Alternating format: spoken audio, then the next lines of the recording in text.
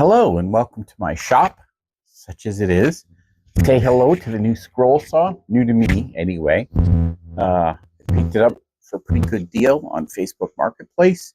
It is a Delta, along with the drill press. I seem to be inadvertently becoming a Delta tool guy.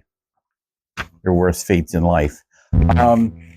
This is going to be kind of a wrap-up review video for the coat rack that I built. What did I get right? What did I get wrong? What, most importantly, what lessons can I learn? First of all, I'm really pleased with the overall design. Now that it's finished, I'm really happy with its form and functionality. I think it looks nice. I really like it. I'm very happy with it. I kind of knew from the start that it was going to need cross braces put in on the sides, the diagonals for some rigidity. I should have incorporated those in the design from the beginning. I don't know why that I didn't. I ended up putting them in after the fact, which is kind of clumsy. It made it much harder to cut them and put them in. If I had incorporated it from the start, I could have put them in while I still had the sides separate and sitting on the workbench.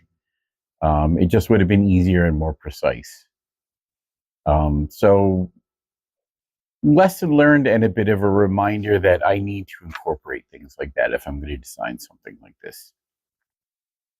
My joinery and cutting is still inconsistent. I'm not going to call it bad, because some of the joinery and the length cutting was really good. It was spot on, nice and tight. Some of it was not. I'm going to put some pictures up here. I need to work on my consistency in that. Obviously, since some of the joints came out really good, I can do it. It's just a matter of getting the right habits and practices in place so I always do it. A little bit of glue cleanup mess. I need to be more mindful of that. Not a huge deal, but on finished pieces, it is a huge deal, actually, yeah. Some areas where the wood was splitting that I didn't notice until I had things assembled. For this piece, for me, it's fine. The part where it's really bad is where the shoes are going to sit anyway, so I don't think it's going to be a problem. It's a flake coming off. It's not the wood splitting all the way through, but I need to do a better job inspecting the pieces before I do assembly. A couple of spots where I had clamp marks. Pine is a soft wood, but again, I need to be mindful about stuff like that. I think this was on the spot where I had to do a repair, which I'll get to in a second. Or you know what it was also, I was short on clamps. So I had to use my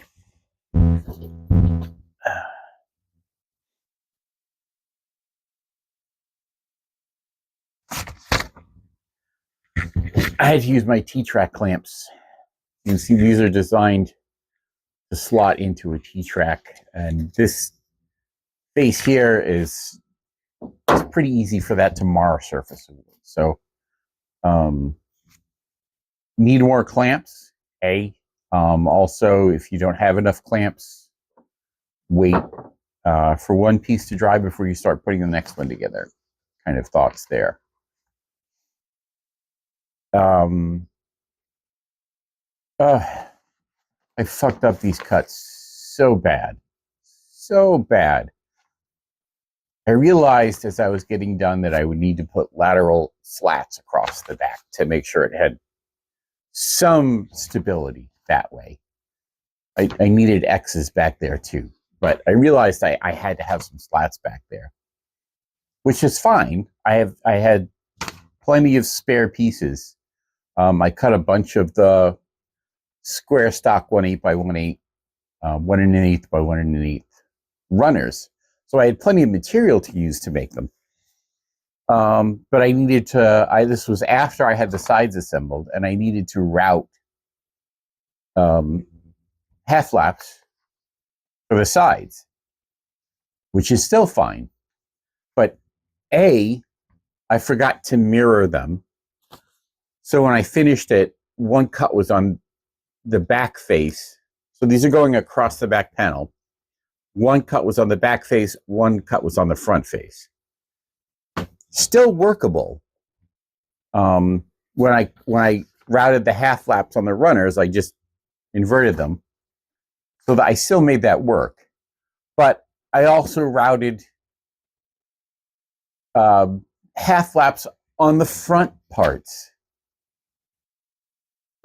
I didn't know what I was thinking. I only needed to route those on 2 of them, not 4 of them. So I had big, impossible to hide half laps cut out of the front pieces. This is for my own home. So I don't mind that being there. It's a reminder to be more precise. My better half didn't even notice. She doesn't, well, if she saw something glaringly obvious, she would say. But she thinks it looks fine. If this was a piece I was doing to sell or for a commission, if I do start taking commissions at some point, I would have to redo those sides entirely. And that would not be good. So I need to be more careful about making cuts to making sure I'm making the right cuts in the right places. And last, I dropped one of the pieces and cracked the top off of it at one of the half laps. It was tricky because these were 8 feet long, and I really don't have the space for that right now. Although, if I can clean some tote bins out of here, I've got a big pile of scrap wood that's in the way. I think with some rearrangement in here, I'll make myself some more space to work. So that's partly being mindful of how much space I have and not working on pieces that are too big, and also being more careful when I'm handling things that are potentially delicate and can crack if they fall and hit the ground, which this one did. Again, this is for me, so I glued the crack back together and it's fine. It's not really going to be a weak spot or anything like that. So anyway, overall, like I said, I'm very pleased with the design. I'm happy looking at it sitting in my kitchen by the back door. So that's all cool, but this is a learning journey. And if I don't look back on what I've done and figure out what I can learn from it to improve, then there's no point to doing any of this. So anyway, thanks for tagging along. I'm not sure what the next project's going to be, but you'll find out with me.